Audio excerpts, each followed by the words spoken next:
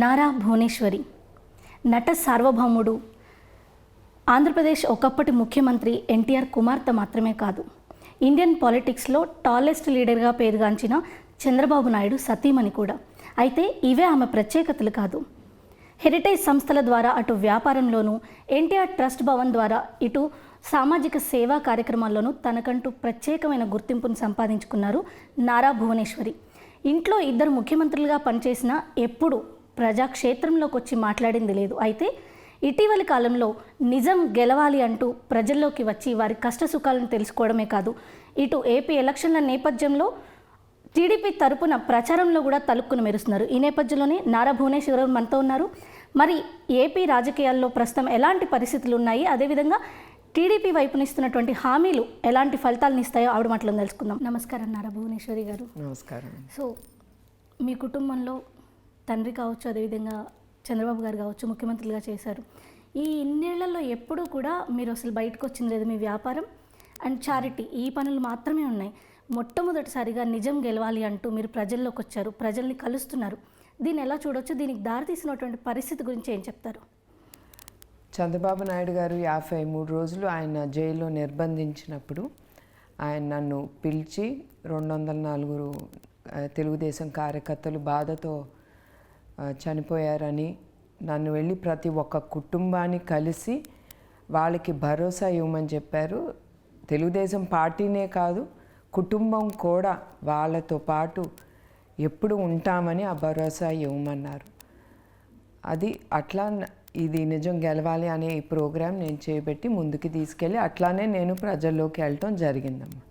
జనరల్గా ఏంటంటే ఎలక్షన్స్ అప్పుడు ఎవరైనా బయటకు వస్తే సాధారణంగా ప్రచారం చేస్తున్నారన్న మాట వినిపిస్తుంది. కానీ మీరు ప్రజల్ని కలిసినప్పుడు చూస్తే మీకు అండగా నేను ఉంటాను అన్న ధైర్యం కనిపిస్తుంది. సో ఇది ఎక్కడి నుంచి వచ్చింది? నిజం గెలవాలి అనే ఈ ప్రోగ్రాం నేను చేపట్టినప్పుడు ఇంత ధైర్యం నాకు ఎప్పుడూ లేదు. ఎందుకంటే నాకు ఎప్పుడూ లేదు, రాజకీయాల్లో నేను ఎప్పుడు లేను. అట్లానే కాకుండా ప్రజల ప్రసంగాలు నేను ఎప్పుడు చేయలేదు. ఏదో ఆఫీస్ వరకే నేను మీటింగ్స్ కండక్ట్ చేసేదాన్ని. అట్లాంటి ఆ భయంతోనే నేను ఇది మొదలుపెట్టాను. అదే కాకుండా ఆ భయమే కాదు, మా భర్తని జైల్లో పెట్టారని ఆ బాధ ఎక్కువగా ఉండేది. ఎట్లా చేయగలను అనే ఆ కాన్ఫిడెన్స్ అయితే ఆ టైంలో నాకు లేదు. అట్లాంటప్పుడు ప్రజలు కానీ కార్యకర్తలు కానీ వాళ్ళు ఇచ్చిన ఆ ధైర్యంతో నేను ఈ ప్రోగ్రాం ముందుకు తీసుకెళ్ళాను.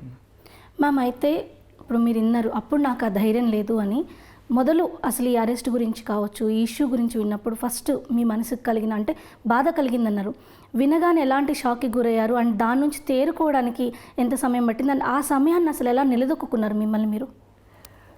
అదే సెప్టెంబర్ 10వ తారీఖు పొద్దున 3:30కి లోకేష్ ఫోన్ చేసి చెప్పారు ఇట్లా నాన్నగారిని అరెస్ట్ చేశారని. అంటే నేను చాలా షాక్ తిన్నాను. ఎందుకంటే ఎప్పుడు ప్రజల కోసం పనిచేసే మనిషి, ఎప్పుడు కుటుంబం గురించి ఆయన ఎప్పుడు ఆలోచించలేదు. కుటుంబం ఎట్లా ఓకే ఒక ఇండస్ట్రీ పెట్టి నన్ను చూసుకోమన్నారు, అంతేగాని ఆయన ఎప్పుడు కుటుంబం గురించి దానిపైన ఆయన ఎప్పుడు ఆలోచించలేదు. అట్లాంటి మనిషిని ఏంటి అరెస్ట్ చేయటం అనేది ఒక నిమిషం నాకు అర్థం కాలేదు. నేను లోకేష్ని ఎందుకు అరెస్ట్ చేశారు అని అడిగాను. ఎమ్మటే అతను అన్నాడు నేను ఇంకొక 3-4 గంటల్లో అన్నీ కనుక్కుని నేను మళ్ళీ ఫోన్ చేస్తానని ఫోను అక్కడితో కట్ చేశాడు. కానీ నాకు చాలా టైం పట్టింది ఆయన అరెస్ట్ చేశారంటే. ఎందుకంటే ఆ భయం, ఆయన ఏం చేస్తారు, ఈ మూర్ఖులు కదా ఈ ప్రభుత్వం, ఆయనకి అపాయం ఏమైనా జరుగుతుందేమో ఆయన లైఫ్ కానీ ఆ భయం ఎక్కువగా ఉండింది. కానీ ఒక పక్కన ధైర్యం, దేనికి అరెస్ట్ చేశారు, ఏదో వీళ్ళు తప్పుడు ఏదో కేసు పెట్టుంటారు, అందుకే ఆయన అట్లా అరెస్ట్ చేశారు. ఆ ధైర్యం కూడా ఆయన ఎప్పుడు తప్పు చెయ్యబోరు కూడా అని ఆ ధైర్యం కూడా ఉండింది నాకు ఆ సమయంలో. సో భార్యగా మీకు ఆ ధైర్యం ఉంది, నమ్మకం ఉంది. కానీ ఇండియన్ పాలిటిక్స్లోనే చంద్రబాబు నాయుడు గారిని టాలెస్ట్ లీడర్ అని చెప్తుంటారు, మచ్చలేని నాయకుడు అని కూడా మాట్లాడుతుంటారు. అలాంటి వ్యక్తి పైన ఈ యొక్క ఘటన ఎలాంటి ప్రభావం చూపించింది? తర్వాత కూడా ఆయన అంటే దీని ప్రభావం ఆయన పైన ఎలా ఉండేది? ఇప్పుడు మీరే చూసారమ్మా, 53 రోజులు యావత్ భారతదేశంలో ఎప్పుడు ఏ పొలిటీషియన్కి అట్లా బయటకు వచ్చి పోరాడింది లేదు. అట్లా ప్రజలు బయటకు వచ్చి, ప్రజలే కాదు మహిళలు కూడా బయటకు వచ్చి యావత్ ప్రపంచం అంతా, ఒట్టి ఆంధ్రప్రదేశే కాదు, భారతదేశం కాదు, యావత్ ప్రపంచం అంతా ఆయన కోసం బయటకు వచ్చి పోరాడారంటే అది వాళ్ళకి నమ్మకం ఆయన నాయకత్వం మీద. ఆయన తప్పు చెయ్యలేదు. ఎందుకంటే వాళ్ళ జీవితాల కోసం ఆయన చాలా రాత్రింబగలు చాలా కష్టపడ్డారు. అట్లాంటి మనిషి వాళ్ళ కళ్ళతోనే వాళ్ళు చూశారు ఆయన చేసిన కష్టం. అందుకే వాళ్ళు నమ్మలేదు గనక వాళ్ళు అట్లా బయటకు వచ్చి నుంచుని ఆయన కోసం పోరాడారు. అట్లానే మా కుటుంబం కూడా ప్రజలు కానీ కార్యకర్తలు కానీ మాకు ఆ ధైర్యం ఇచ్చారు, మాకు కూడా ఇది తట్టుకోవటానికి. అండ్ భారతదేశంలో అందరికీ అదొక మైండ్ బ్లాక్ ఉంటుంది, పొలిటీషియన్ అంటే కరప్షన్ అని. ఎమ్మటే గుర్తుకొస్తుంది, immediately relate politician to corruption. But అందరికీ తెలుసు చంద్రబాబు నాయుడు గారి నాయకత్వం గురించి. సో మ్యామ్, అయితే ఇందాక మీరు అన్నారు ఈ ప్రభుత్వం గురించి మాట్లాడుతూ, పూతలపట్టులో జరిగినటువంటి హంసవేణి ఘటన కావచ్చు, నంద్యాలలో అబ్దుల్ కుటుంబం మొత్తం ఆత్మహత్య చేసుకోవడం కావచ్చు, ఒక ముస్లిం మహిళకి బుర్కా లాగడం కావచ్చు, ఇలాంటి ఘటనలు మీకు ఎలా అనిపించాయి ఇప్పుడు ప్రభుత్వానికి సంబంధించి చూస్తే? అసలు ప్రభుత్వం ఉందా అనేది ఒక పెద్ద ఆలోచనలో పడ్డాను నేను. ఎందుకంటే ఎప్పుడు నా జీవితంలో నేను ఎప్పుడు ఇది వినలేదు, చూడలేదు ఇట్లాంటి ప్రభుత్వాన్ని. ఇట్లా అంటే ప్రతి వర్గంలో ప్రతి ఒక్కళ్ళు ఇబ్బందులు ఎదుర్కొంటున్నారు ఇప్పటికి కూడా. ప్రజలు అవ్వచ్చు, స్త్రీలు అవ్వచ్చు, యువకులు అవ్వచ్చు, ఎక్కడ వాళ్ళకి సుఖ సంతోషాలు లేకుండా అయిపోయింది. డెవలప్మెంట్ అనేది లేదు. ప్రజలకి ఏమి కావాలి, ఏమి ఇవ్వాలి అనే ఆలోచన లేని ప్రభుత్వం ఉంది. అడిగే మనిషి అస్సలు లేరు, వీళ్ళకి వినేవాళ్ళు ఎవరూ లేరు. ఇది ఎప్పుడు మనం వినలేదు, చూడలేదు ఇట్లాంటి ప్రభుత్వం. మేమైతే మీరు అన్నారు ప్రజాక్షేత్రంలో ప్రభుత్వం ఉందా అన్న అభిప్రాయం కలిగింది అన్న విషయం కూడా మీరు ప్రస్తావించారు. అయితే అసెంబ్లీ దేవాలయం లాంటిది, అలాంటి ప్లేస్లో ఒక మహిళని కించపరుస్తూ మాట్లాడారన్నప్పుడు బాబుగారే బయటకు వచ్చి ఆయన కన్నీటి పర్యంతమయ్యారు. నిజం చెప్పాలంటే ఆ రోజు మీకు ఎలా అనిపించింది, అంటే ఎంత బాధ కలిగింది? అదేవిధంగా తెలుగువారంతా కూడా, అటు తెలుగువారనే కాదు ప్రతి ఒక్కరూ మహిళలు దీనికి ఎక్కువ బాధపడడం జరిగింది. అంటే పార్టీలకు అతీతంగా అసెంబ్లీలో సంబంధం లేని వాళ్ళని నిందించడం సరిగ్గా కాదు, సరైన విషయం కాదన్న అభిప్రాయం కూడా వెలువడింది. అప్పుడు ఎలాంటి పరిస్థితులను మీరు చూశారు, ఎంత బాధ కలిగింది? చంద్రబాబు నాయుడు గారు అసలు నాకు తెలియదు ఈ ఘటన జరిగిందని. 2-3 నేను టీవీ కానీ ఎక్కువ చూసే సమయం ఉండదు, ఎందుకంటే ఎక్కువగా నేను కంపెనీలో కానీ ట్రస్ట్లో కానీ ఉంటాను. అది ఎందుకంటే ఇది పొద్దున్న జరిగింది అనుకుంటా, నాకు మధ్యాహ్నం తెలిసింది ఇది. తర్వాత నా ఫ్రెండ్ ఒక అమ్మాయి చెప్తే నేను మళ్ళీ ఎమ్మటే ఇంటికి వెళ్ళాను. ఇంటికి వెళ్ళి చూసినప్పుడు ఆయన పడిన బాధ చూసినప్పుడు నాకు చాలా బాధ అనిపించింది. ఎందుకంటే ఒక భార్య గురించి ఎవరు అట్లా, మనకి ఆ రైట్ లేదు మాట్లాడటానికి, ఏదన్నా ఉండదు, మనకు అసలు అధికారం లేదు ఒకళ్ళ ఫ్యామిలీ గురించి ఏళ్ళెత్తి చూపించటానికి. ఇప్పుడు మనమే చూస్తున్నాం ఇప్పుడు ఈ ప్రభుత్వం ఎట్లా వాళ్ళు స్త్రీల గురించి మాట్లాడుతున్నారు, వాళ్ళ బట్టల గురించి మాట్లాడుతున్నారు. డెవలప్మెంట్ లేదు కానీ వీళ్ళు ఒట్టి ఒక ఆడది మహిళని టార్గెట్ చేస్తున్నారు. వీళ్ళకి ఇదే పనిలాగుంది. ఎందుకంటే మనం చూసిన ఈ గంజాయి కానీ రేప్స్ కానీ మిస్సింగ్ చాలామంది మన ఇంట్లో ఆడబిడ్డలు అందరూ మాయమైపోతున్నారు. 30,196 మహిళలు ఆ మిస్సింగ్. కానీ ఇప్పుడు దాకా కూడా ఈ గవర్నమెంట్ ఎక్కడున్నారో కూడా వాళ్ళు చెప్పలేకపోయిన పరిస్థితిలో ఉంది. ఇదే చూపిస్తుంది ఈ గవర్నమెంట్ ఎంత వాళ్ళు మహిళల్ని గౌరవిస్తున్నారు, ఎట్లా వాళ్ళని చూస్తున్నారు, వాళ్ళకి రక్షణ లేదు ఈ ప్రభుత్వం నుంచి. మ్యామ్, అయితే మీరు నిజం గెలవాలి అంటూ బాబు గారిని అరెస్ట్ చేసిన సమయం నుంచి కూడా ఆ సందర్భంలో ఇబ్బంది పడినటువంటి కుటుంబాలని పరామర్శించారు. దాదాపు 204 మంది కుటుంబాలని నేరుగా కలిశారు. వాళ్ళని కలిసినప్పుడు వాళ్ళ నుంచి ఎలాంటి స్పందన ఉంది, అండ్ ప్రజాక్షేత్రం నుండి వివిధ రకాలైనటువంటి, అంటే పేదలు కావచ్చు, మహిళలు కావచ్చు, ఇలా విభిన్నమైన వాళ్ళందరితో కూడా మీరు సమావేశమయ్యారు. వాళ్ళ నుంచి ఎలాంటి స్పందన వచ్చింది, వాళ్ళు నిజంగా ఇప్పుడున్న పరిస్థితుల్లో ఎలాంటి ఇబ్బందులు ఎదుర్కొంటున్నామని మీ దృష్టికి తీసుకొచ్చారు? ముందలమ్మ 204 మంది ఇంటికి వెళ్ళినప్పుడు వాళ్ళైతే నమ్మలేకపోయారు. ఇట్లా వాళ్ళ చంద్రబాబు నాయుడు గారు భార్య వచ్చి వాళ్ళ ఇంట్లో అడుగు పెట్టిందని. అదే నాకు చాలా సంతోషం అనిపించింది వాళ్ళని చూడటానికి.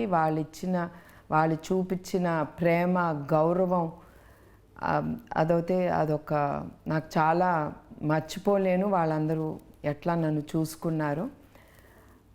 మీరు ఇంకోటేదో అడిగారు క్వశ్చన్. వాళ్ళు ఏం సమస్యలు మీ దృష్టికి తీసుకొచ్చారు? యా, వాళ్ళు యాజ్ యూజువల్ మన తెలుగుదేశం కార్యకర్తలు అంటే టార్గెటింగ్. వాళ్ళు అసలు చాలా ఎదుర్కొన్నారు తెలుగుదేశం కార్యకర్తలు. అందుకే చివరి వరకు కూడా నేను అదే చివరి కుప్పంలో కూడా అనింది మా కార్యకర్తల గురించే.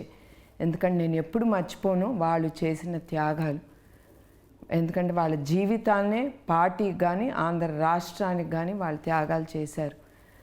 అట్లా మాట ఈ కార్యకర్తలు గురించి. అదే కాకుండా నేను ఈ ప్రోగ్రాం ముందుకు తీసుకెళ్ళేటప్పుడు వాళ్ళు ఎదుర్కొనేది, వాళ్ళు చెప్పింది ఏంటంటే రోడ్లు సరిగా లేవు, నీళ్లు లేవు, నీళ్ళ కోసం వాళ్ళు చాలా దూరం వెళ్ళాల్సి వస్తుంది, ఆఖరికి పంపులు లేవు, అట్లానే కరెంటు సరిగా లేదని, నిరుద్యోగం అది సరిగా లేదు. తర్వాత ఎక్కువగా మా తెలుగుదేశం కార్యకర్తలు కూలి పని చేసుకునేవాళ్ళు.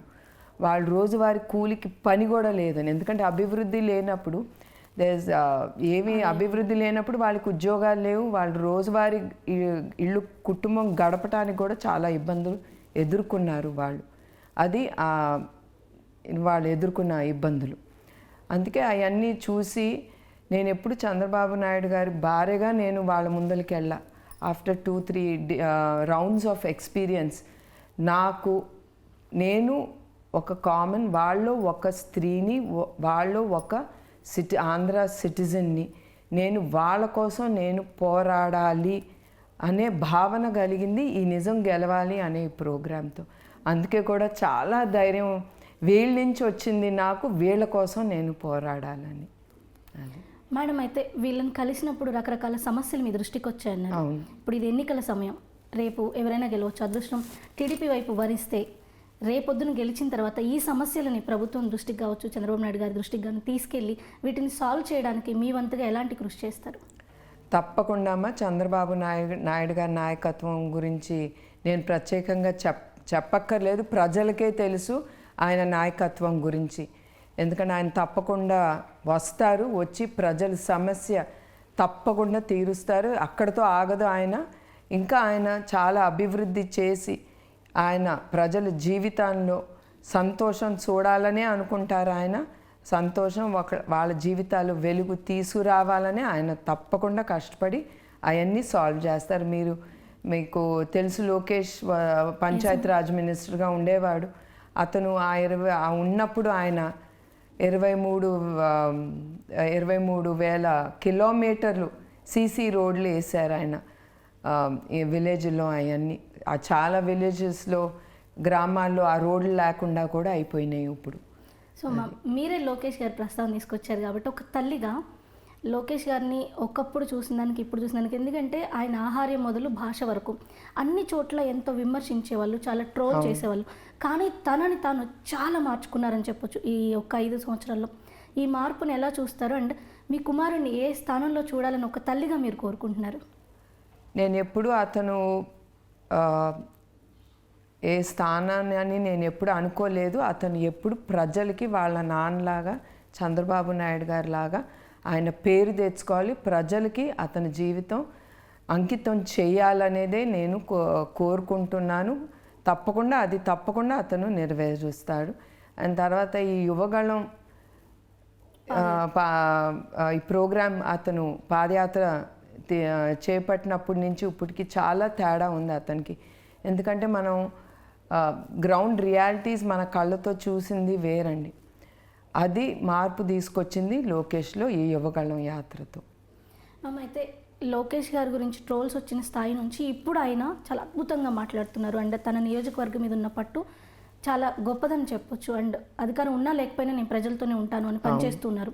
సో ఇది మీకు ఎలా అనిపిస్తోంది? ఒక తల్లిగా మీరు ఎంత గర్వంగా ఫీల్ అవుతున్నారు? చాలా గర్వంగా ఫీల్ అవుతున్నానమ్మా. నిన్న కూడా నేను మంగళగిరిలో ఒక రచ్చబండ నేనే కావాలని అడిగి, లోకేష్ నేను చూడాలి నా కళ్ళారా, ఒక తల్లిగా నువ్వు ఎట్లా ఆ రచ్చబండ కండక్ట్ చేస్తున్నావు, ఎట్లా ప్రజలతో అమైక్యం అవుతున్నావు, నా కళ్ళతో నేను చూడాలని అతన్ని చెప్పి వెళ్ళాను నేను. నాకు చాలా గర్వంగా ఉంది. అక్కడితో కాదు, అతను ఇంకా కూడా చాలా చేయాలి ప్రజలకి, ఇంకా కూడా అతను చాలా నేర్చుకోవాలి అనేదే నేను అనుకుంటున్నాను. అయితే మొదటి నుంచి మహిళలకి తెలుగుదేశం పార్టీ చాలా పెద్దపీట వేసిందని చెప్పొచ్చు. అంటే వాళ్ళకి ఆస్తిలో హక్కు కావచ్చు. ముఖ్యంగా చంద్రబాబు నాయుడు గారు చూస్తే మహిళా విద్యను ఎంతగానో ప్రోత్సహించారు. వాళ్ళ కోసం ఫ్రీ బస్ పాసులు తీసుకొచ్చారు, చాలా రకాల కార్యక్రమాలు చేపట్టారు. సో ఇప్పుడు మహిళల కోసం టీడీపీ ఇస్తున్నటువంటి హామీలు ఏవైతే ఉన్నాయో మహిళా శక్తి పేరుతో, అవి ఎలా, మహాశక్తి పేరుతో అవి ఎలాంటి ఫలితాలు ఇస్తాయని మీరు అనుకుంటున్నారు? తప్పకుండా ఇప్పుడు ఈ 1500 రూపాయలు ప్రతి ఆడబిడ్డకి 18 ఏళ్ళు వచ్చిన తర్వాత అది ఆ పాప అకౌంట్కి వెళ్తుందని పథకం హామీ ఇచ్చారు చంద్రబాబు నాయుడు గారు. తప్పకుండా అది ఆ పిల్లకి కానీ మదర్కి కానీ ఒక స్ట్రెంగ్త్ దట్ ఓకే నాకు కూడా డబ్బు నా చేతికి వస్తుంది అనేది ఆ కాన్ఫిడెన్స్ తప్పకుండా ఆడబిడ్డకి వస్తుంది.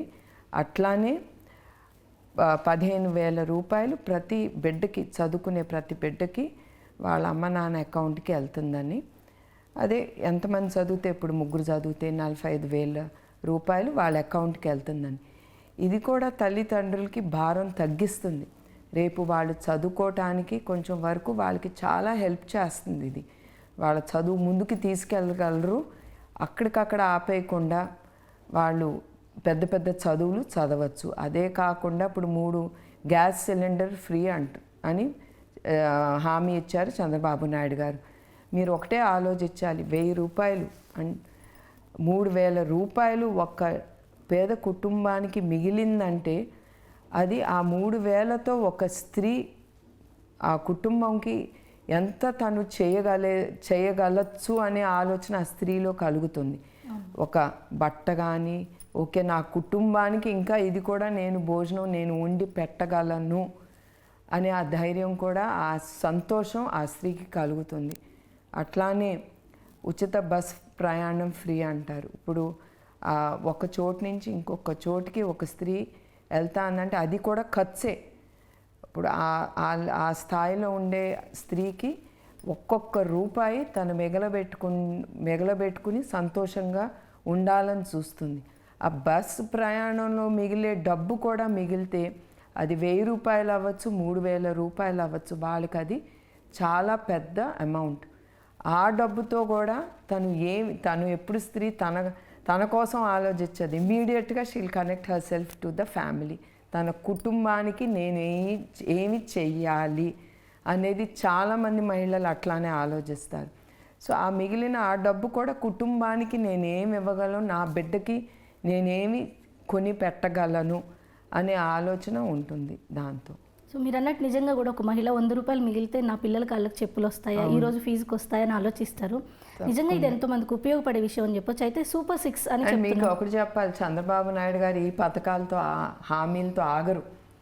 ఆయన ప్రభుత్వం వస్తుంది, ఆ హామీలతోనే ఆపరు. ఆయన ఇంకా కూడా ప్రజలకి అదే కాదు, ఇంకా నేను ఏదో చెయ్యాలి, ఇంకా వాళ్ళ బిడ్డలకి ఏదో చేయాలి, రాష్ట్రానికి ఏదో చేయాలని ఆయన ముందుకు వెళ్తారు. కానీ ఏదో హామీ ఇచ్చేసాను అంతవరకు అమలు చేయటం కాదు. ఆయన దానిపైన కూడా ఆయన ప్రజల కోసం, రాష్ట్రం కోసం ఆలోచిస్తారు. అయితే బయట ఆడబిడ్డలందరి కోసం ఎంతో చేసే బాబు గారు ఇంట్లో ఆడపిల్లలతోటి, అంటే మీరు కావచ్చు, మీ కోడలు కావచ్చు, బ్రాహ్మణి గారు, సో మీతో ఎలా ఉంటారు? అండ్ వసుంధర గారు ఉన్నారు, మీ చాలా లేడీస్ ఎక్కువ ఉండే ఫ్యామిలీ నిజం చెప్పాలంటే. సో మీ అందరితో ఎలా ఉంటారు? అండ్ ఎప్పుడైనా మీరు సలహాలు ఇస్తుంటారా పొలిటికల్గా కానీ ఇంకేదైనా విషయాల్లో డెసిషన్స్ తీసుకునేటప్పుడు? డెసిషన్ తీసుకున్నప్పుడు నేను ఎప్పుడు ఇంపోజ్ చేయనమ్మా. నాకు అనిపించింది ఆయనకి చెప్తాను, ఓకే ఇట్లా చేస్తే బాగుంటుందేమో అంతవరకే. బట్ డెసిషన్స్ అది ఆయన ఇష్టం. అండ్ మాతో అంటారా చాలా తక్కువ సమయం గడుపుతారు, ఉన్న కొంచెం సేపు సరదాగా ఉంటారు. ఆయన చాలా is not the man like what మనం బయట చూసేది వేరు, ఇంట్లో ఉండేది వేరు. ఆయన ఉండరు. బట్ అఫ్ కోర్స్ ఎప్పుడు ప్రజలు ఆ మనిషిని ఇంకా మనం మార్చలేము.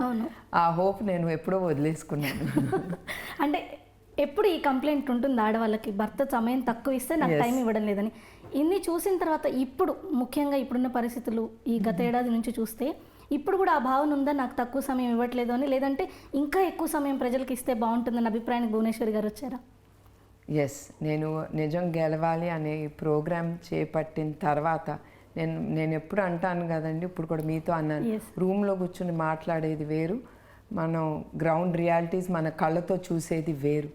అవన్నీ చూసిన తర్వాత సరే ఇంకా ఆయన లైఫ్ ప్రజలకే. నేను చాలాసార్లు ఆయనకి చెప్పాను, ఏదో నాకు కొంచెం ఆ టైం ఇవ్వమని. వీక్లీ ఒక అరగంట ఎంతోనే ఇస్తారు ఆయన సండేలో. మళ్ళీ ఎక్కడ వద్దంటే చాలా హ్యాపీ ఫీల్ అవుతారు ఆయన, ఎందుకంటే ఆ టైం కూడా మళ్ళీ వెళ్ళి ఏదో ఒక మీటింగ్ పెట్టుకోవచ్చని. Okay. సో నేను డిసైడ్ అయ్యాను, ఆ అరగంట కూడా నేను ఆయన అడగను, ఆయన ప్రజలకే ఆయనకి అంకితం అవ్వాలని. నేను తప్పకుండా ఆయన ఏమి ఇబ్బంది పెట్టించను.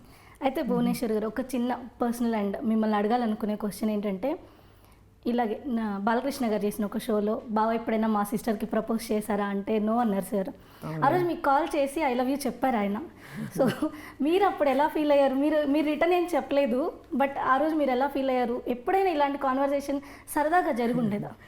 ఎప్పుడు జరగలేదు, ఆయన చేసినప్పుడు అప్పుడే అనుకున్నాను, ఎవరు చెప్పారని. నేను అదవుతే అన్నాను ఫోన్లో, మీకు ఎవరు చెప్పారు చెప్పమని, ఎవరన్నా పక్కన వాళ్ళు ఎవరన్నా. నాకు తెలియదు ఆయన ఆ రోజు ఆ షో కూడా జరుగుతుందని నాకు తెలీదు. Okay. So I was a bit shocked. ఎవరైనా చెప్తున్నారా మీకు, ఎక్కడున్నారు అన్నాను, ఇట్లా ఈ షోలో ఉన్నానని అన్నారు. ఎవరు చెప్పారు మీకు ఇవన్నీ చెప్పమని అని అడిగాను. అదైతే ఆయన, నేనైతే నమ్మలేదు. అంటే మీకు ఐ లవ్ యూ ఆయన ఓన్గా చెప్తారని మీరు నమ్మలేదు? లేదండి. సో మీరు ఎప్పుడైనా అలా చెప్పారా సార్కి? మీరు ఎంత ఎక్కువ ఇష్టపడతారని ఎప్పుడైనా ఎక్స్ప్రెస్ చేశారా? నో, ఇది ఎప్పుడు అలా అంటే నార్మల్గా ఎక్స్ప్రెస్ చేయడమే ఉండదు, with words? No with words, but I always same. నేను ఎప్పుడు అంటాను, ఆ అదృష్టం మీలాంటి ఆయన దొరకటం. ఎందుకంటే whose very clean and whose ప్రజలకి అంకితమైన మనిషి. And as a husband also ఎప్పుడు ఇబ్బంది పెట్టలేదు, as a father, as a మామగారుగా కానీ. అండ్ యాజ్ అ పర్సన్ ఆయన ఎప్పుడు ఎవరిని బాధ పెట్టరు. అండ్ ఎక్కువ టైం నాకు తెలిసి తాతగారుగా ఇస్తారేమో, కొంచెం ఫ్యామిలీకి. ఎక్కువగా కొంచెం దేవాన్స్కి ఇస్తారండి ఆ టైం. ఓకే మ్యామ్, అయితే ఇప్పుడు చూసినట్లయితే కనుక ఆయన ఇప్పుడు ప్రజా జీవితంలో ఉంటారన్నారు. సో బట్ నేను విన్నది ఏంటంటే, చంద్రబాబు గారి ఫిట్నెస్ విషయంలో భువనేశ్వరి గారు చాలా కీ రోల్ ప్లే చేస్తారు. ఆవిడ పెట్టిన ఫుడ్ మాత్రమే ఆయన తింటారు, బయట ఎక్కడ ఫుడ్ తినరు. ఇందులో ఎంతవరకు నిజం ఉంది? నేను ఒక 30 years నుంచి చూస్తున్నాను, ఎప్పుడు ఆయన అలాగే ఉన్నారు. సో ఆ ఫిట్నెస్ మెయింటెనెన్స్లో మీరు ఎలాంటి ఫుడ్ ఇస్తారు? మీ రోల్ నిజంగా ఎంత కీగా ఉంటుంది? యాక్చువల్లీ ముందల నుంచి పెళ్ళప్పటి నుంచి ఆయన అంతేనమ్మ. కొత్తగా నేను వచ్చి ఆయన చేంజ్ చేసింది లేదు. ఆయన ఎప్పుడూ హెల్త్ అంటే చాలా కేర్ తీసుకుంటారు. Care in sense daily exercise అని, ప్రాణాయామం అని, మెడిటేషన్ అని ఆయన చాలా చేస్తారు. అండ్ ఆఫ్ కోర్స్ నేనేంటంటే ఆ డైటిషియన్ ఆవిడ చెప్పింది తప్పకుండా అది ఆయనకి అందుతుందా, ఆయన తీసుకుంటున్నారా అనేది తప్పకుండా నేను మానిటర్ అవుతే చేస్తాను. ఉంటుందండి. సో గీత దాటరు అయితే మీ ఫుడ్ పెడితే? లేదు, దాటరు. సో ఈ ఒక్క విషయంలో మీకు మార్క్స్ ఇచ్చేస్తారా? అట్లీస్ట్ అది హ్యాపీ. మీకు టైం ఇవ్వకపోయినా ఆయన హెల్త్ విషయంలో మీ మాట వినడం అవునమ్మా. సో మ్యామ్, అయితే కుటుంబ విషయాలు మాట్లాడుతున్నాం కాబట్టి మేనకోడల్నే మీ ఇంటి కోడలుగా చేసుకున్నారు. సో బిజినెస్లోనూ తను మీతోనే ఉన్నారు, మీ వెనకాల మీ అడుగులో అడుగేస్తూ నడుస్తున్నారు నేను చెప్పాలంటే.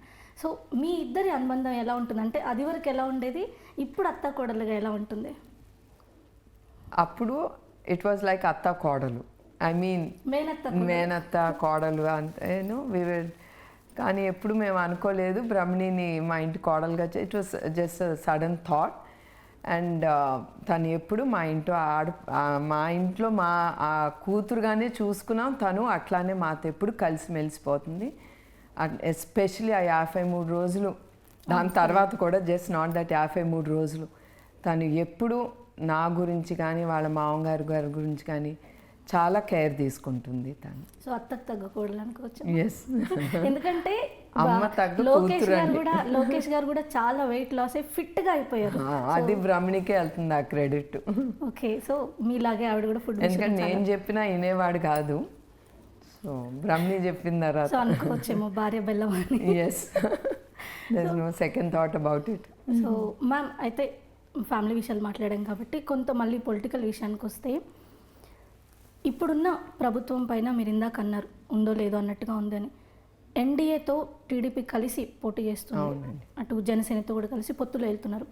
సో ఆ ప్రభుత్వాన్ని కాదని టీడీపీని నిలబెట్టడానికి మీరిచ్చే ప్రధాన కారణం ఏంటి? ఇప్పుడు ప్రజల ప్రభుత్వం అనేది లేదు ఇప్పుడు ప్రస్తుతం. ఇప్పుడు ఏంటంటే ఈ కూటమి ఎందుకు ఫామ్ అయిందంటే ప్రజల ప్రభుత్వం తీసుకురావడానికి ఈ కూటమి అనేది తప్పదు. We need it to support the hour of need it is. అవసరం ఈ రాష్ట్రానికి, అది ఉండాలి ఆ కూటమి. సో అందుకే నేను ప్రజల్ని కోరేది ఏంటంటే వాళ్ళు తప్పకుండా ఈ కూటమిని సపోర్ట్ చేయమంటున్నాను. వాళ్ళ ప్రభుత్వం, ప్రజల ప్రభుత్వం వాళ్ళ స్వేచ్ఛంగా ఉండటానికి, సంతోషంగా ఉండటానికి ఈ కూటమి అనేది తప్పట్లేదు. సో తప్పకుండా వాళ్ళు ఈ కూటమికి ఓటేయమని నేను ప్రతి చోట కోరాను కూడా. మరీ ముఖ్యంగా ఆంధ్రప్రదేశ్ విషయానికి వస్తే పొరుగు రాష్ట్రాలు, అటు కర్ణాటక కావచ్చు, తెలంగాణ కావచ్చు, ఇతర రాష్ట్రాల్లో డ్రగ్స్ కావచ్చు, ఇలాంటి మత్తు పదార్థాలు దొరికిన ప్రతిసారి కూడా ఇటీవల కాలంలో దాని మూలాలు ఆంధ్రప్రదేశ్లో బయటపడ్డాయి. సో ఇలాంటి ఘటనలని ఎలా చూస్తారు? వీటి నిర్మూలనకి టీడీపీ వైపు నుంచి ఎలాంటి ప్రయత్నం చేస్తారు రేపు అధికారంలోకి వస్తే? మీరు చంద్రబాబు నాయుడు గారు ఈ 14 ఏళ్ళుగా సీఎంగా చూసినప్పుడు ఇట్లాంటి అరాచకాలు కానీ, డ్రగ్స్ కానీ, శాండ్ మాఫియా కానీ, భూ కబ్జా కానీ ఇవన్నీ మీరు ఎప్పుడు వినలేదు, ప్రజలు ఎవరు వినలేదు, చూడలేదు కూడా. ఇది మొదటిసారి మన ఆంధ్ర రాష్ట్రం ఈ 5 ఏళ్లలో వర్స్ట్గా అయిపోయింది. మనం గర్వంగా చెప్పుకునేది ఒక్కటి చేయలేదు ఈ ప్రభుత్వం. ఓకే, పరిశ్రమ తీసుకొచ్చారా, లేకపోతే ఒక రాజధాని కూడా లేని రాష్ట్రంగా అయిపోయాం. అది ఈ ప్రభుత్వం చేసే అరాచకాలు ఇక్కడ. సో అందుకే సారీ అమ్మా, ద క్వశ్చన్ ఇస్ ఈ డ్రగ్స్ మూలాలు ఎస్. ఇప్పుడు ఈ డ్రగ్స్ మీరే చూసారు, 25,000 కేజీల డ్రగ్స్ మా గంజాయి వైజాగ్లో దిగింది పోర్ట్లో. సో అదే చెప్తాంది, ఈ గంజాయి ప్రజలకి అలవాటు చేసి, ఈ కల్తీ మద్యం ఇట్లాంటివన్నీ అలవాటు చేసి, ఆ మద్యం కూడా మీకు తెలుసు అది ఎట్లాంటి మద్యమో, అది చాలా వర్స్ట్ క్వాలిటీ మద్యం. అట్లాంటి మద్యం ప్రజలకి అలవాటు చేసి వాళ్ళ నుంచి డబ్బు గుంజుకుని వాళ్ళు పొట్టలు నింపుకుని వాళ్ళ ఫ్యామిలీకి వాళ్ళ వరకే చూసుకుంటున్నారు, కానీ ప్రజల గురించి వాళ్ళకి ఆలోచనే లేదు. ఈ గంజాయి వాళ్ళు కన్జ్యూమ్ చేసి వాళ్ళు ఏమి అయిపోతారు, మన యువకులు, ఇంట్లో ఆడబిడ్డలు, రేపులు చాలా ఉండే ఆంధ్రప్రదేశ్లో. They are not bothered. వాళ్ళకి ఏమైనా పర్వాలేదు ప్రజలకి, ఇవన్నీ వాళ్ళకి అలవాటు చేద్దాం. అందుకే నేను ఎప్పుడు ఇది రాక్షస ప్రభుత్వాన్నే అంటాను. ఇది ప్రజల ప్రభుత్వం కాదు. ప్రజల సంక్షేమం గురించి ఆలోచించట్లేదు, వాళ్ళ భవిష్యత్తు గురించి ఆలోచించట్లేదు, వాళ్ళకి సుఖ సంతోషాలు ఉండకూడదనే ఆలోచిస్తున్నారు ఈ ప్రభుత్వం. మ్యామ్, అయితే ఏ ప్రభుత్వం ఉన్నా కూడా రాష్ట్రాల్లో కొంత క్రైమ్ రేట్ అనేది ఉంటుంది, ఆడపిల్లల మీద అత్యాచారాలు కావచ్చు, ఇలాంటివి కావచ్చు. సో వీటిని చంద్రబాబు గారు వస్తే ఎంతవరకు తగ్గించగలరని మీరు అనుకుంటున్నారు? ఎలా తగ్గించగలరని అనుకుంటున్నారు? ఇది తప్పకుండా చంద్రబాబు నాయకత్వం సీఎంగా ఉన్నప్పుడు కూడా మన అందరం చూసాం. ఆయన సీఎంగా ఉన్నప్పుడు ఇట్లాంటి ఎక్కువగా ఈ రౌడీ షీటర్స్ కానీ, నెక్సలిజం కానీ, రేప్స్ కానీ చాలా కంట్రోల్లో ఉండేది. తప్పకుండా ఆయన వచ్చినమ్మటే ఐఎమ్ వెరీ షూర్ తప్పకుండా ఆయన కంట్రోల్ చేస్తారు, కంప్లీట్గా ఎమ్మటే చేస్తారు అనేది నేను గ్యారంటీ ఇవ్వలేను. కానీ తప్పకుండా ఇది ఎమ్మటే he will do his best to control it. 95% తగ్గించేస్తారు, అది మాత్రం గ్యారంటీ ఉంది, ఆయన కంట్రోల్ చేయగలరు. సో భువనేశ్వరి గారి మాటల్లో ఇప్పుడు అంటే ప్రజా జీవితంలో కూడా చాలా స్ట్రాంగ్గా కనిపిస్తుంది మీ మాటలు. సో ఇప్పుడు ప్రచారంలో కూడా కనిపిస్తుంది. ఇది చంద్రబాబు నాయుడు గారి మీద నమ్మకం ఉంది కనుక నేను ఇంత ధైర్యంగా కూడా నేను ఇక్కడ కూర్చుని మీ అందరికి కూడా నేను చెప్పగలుగుతున్నాను, లేదు ఆయన చెయ్యగలరు.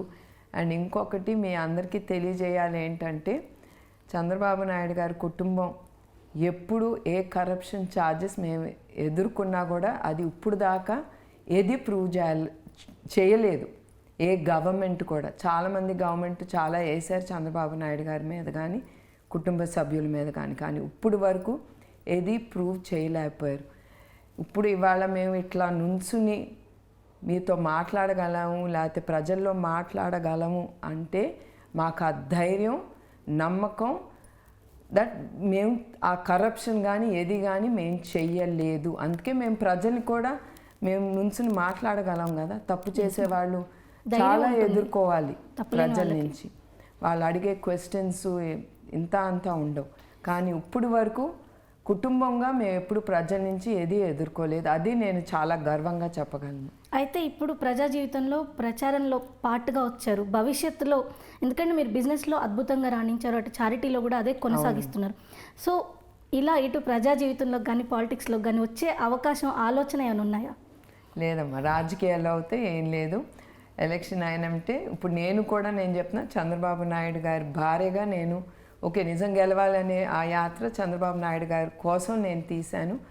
బట్ దాని ముందుకు తీసుకెళ్ళింది ఇన్స్పిరేషన్ ప్రజల కోసం, కార్యకర్తల కోసం. ఇప్పుడు కూడా నేను వెళ్ళింది అక్కడితో ఆపేయచ్చు నేను. లేకపోతే అప్పుడు అన్నారు అక్కడ అందరిని పిలిచి ఇచ్చేయండి ప్రతి డిస్ట్రిక్ట్లో చనిపోయిన కుటుంబానికి కలిసేసి అక్కడికక్కడ డబ్బులు ఇచ్చేయండి అని. కానీ లేదు, నాకు ఆ మనసు ఒప్పుకోలేదు. అందుకే ప్రతి కుటుంబంకి వెళ్ళి ఆ డబ్బు అందజేశాను. అది నా కర్తవ్యం అనిపించింది. అట్లానే ఒక ఆంధ్రప్రదేశ్ సిటిజన్గా ఇది నా కర్తవ్యం. నేను అట్లీస్ట్ లెట్ మీ కాంట్రిబ్యూట్, ఏదో ఒకటి నా నుంచి కొంచెమన్నా ఈ ఆపర్చునిటీ దేవుడు ఇచ్చాడు, let me contribute to the state అని. అందుకే నేను ప్రజల కోసం, కార్యకర్తల కోసం నేను నుంచుని ఇప్పుడు వరకు నేను చేసిన ఈ పోరాటం. మ్యామ్, ఇటీవల కాలంలో ఎక్కువగా వినిపిస్తుంది ఏంటంటే రాజకీయాల్లో భాష, ఇప్పుడున్న భాష గతంలో ఎప్పుడు లేదని. మీరు మీ తండ్రి గారు పాలిటిక్స్లో ఉంటే చూశారు, చంద్రబాబు నాయుడు గారిని చూస్తున్నారు. గత 2-3 దశాబ్దాలతో పోలిస్తే ఈ గడిచిన 10 ఏళ్ళు కావచ్చు, 5 ఏళ్ళు కావచ్చు, ఎలాంటి భాష ఉంది? ఇది మారాల్సిన అవసరం, ఎందుకంటే నెక్స్ట్ జనరేషన్స్ చూస్తున్నారు, ఇది మారాల్సిన అవసరం ఎంత ఉంది? చాలా మారాలమ్మ. ఈ 5 ఏళ్ళు ఒక 30 ఏళ్ళు వెనక్కి వెళ్ళిపోయింది మన రాష్ట్రం అనిపిస్తుంది. ఎందుకంటే ఇప్పుడుండే ఈ ప్రభుత్వం చెడు నేర్పిస్తాను కానీ మంచి నేర్పించట్లేదు ప్రజలకి. వాళ్ళు మంచి దారి చూపించాలి. ఒక నాయకుడు అనేవాడు ప్రజలకి ఒక మంచితనం, మంచి దారి వాళ్ళకి నేర్పించాలి, చూపించాలి. అట్లాంటి రాక్షస ప్రభుత్వం వాళ్ళు ప్రజలకి ఏమీ ఇవ్వట్లేదు.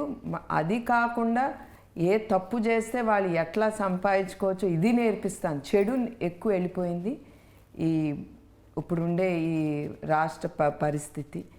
సో ప్రజలు ఇవన్నీ ఆలోచించి వీటికన్నిటికీ పక్కన పెట్టి మన ఆంధ్ర రాష్ట్రం ముందర ఎట్లా అభివృద్ధి చెందింది, పేరు తెచ్చుకుంది, అది తిరిగి రావాలని ఇప్పుడు యువకులు కూడా వాళ్ళు ఆలోచించి వాళ్ళు ఓటేయాలని నేను కోరుతున్నాను. మీరు అన్నట్టు ఓటింగ్ టైం దగ్గరకు వచ్చింది. సో మీరు ఇచ్చే అంటే టీడీపీ వైపు నుంచి ఇచ్చే హామీలు కావచ్చు, అదేవిధంగా రాష్ట్ర అభివృద్ధి గురించి మీరు చెప్పినట్టు ప్రజలు ఓటేసేటప్పుడు ఏం ఆలోచించాలంటారు? వాళ్ళకి ఇటు మీరు ఏం సలహా ఇస్తారు? ఎందుకంటే 5 ఏళ్ల భవిష్యత్తు నా ఒక్కరోజు నిర్ణయిస్తుంది కాబట్టి ఆ ఒక్కరోజు, ఆ ఒక్క క్షణం ఎలా ఆలోచించాలి, ఏం చేయాలని మీరు సలహా ఇస్తారు?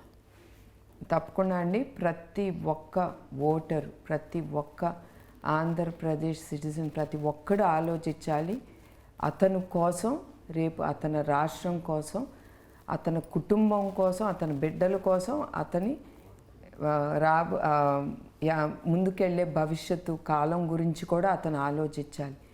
ఆలోచించి ఓటేయాలి. ఏ నాయకుడు వాళ్ళకి ఉద్యోగాలు తీసుకురాగలడు, ఏ నాయకుడు వాళ్ళ జీవితాలు వెలుగు తీసుకురాగలడు, రేపు ఈ రాష్ట్రంలో మన భవిష్యత్తు ఏంటి అని ఆలోచించి అట్లాంటి నాయకుడిని వాళ్ళు ఎన్నుకోవాలని నేను కోరుతున్నాను.